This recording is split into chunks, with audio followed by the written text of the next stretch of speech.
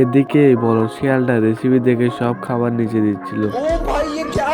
সবকিছু দেওয়া শেষ হলে সেখান থেকে সবকিছু নিয়ে চলে যায়। সেখানে সে তার বিখ্যাত আবিষ্কার করা মেশিনটা নিয়ে আসে। এটা দিয়ে নাকি খরগোশের গর্তের ভিতরে রান্না করতে পারে। বাট এখানে তো অন্যরকম, এখান থেকে তো গর্ত থেকে খরগোশটা বের হয়ে যায়। সে তার কাছে এসে গাজর খেতে লাগলো। সে গাজর খেয়ে বলতেছে,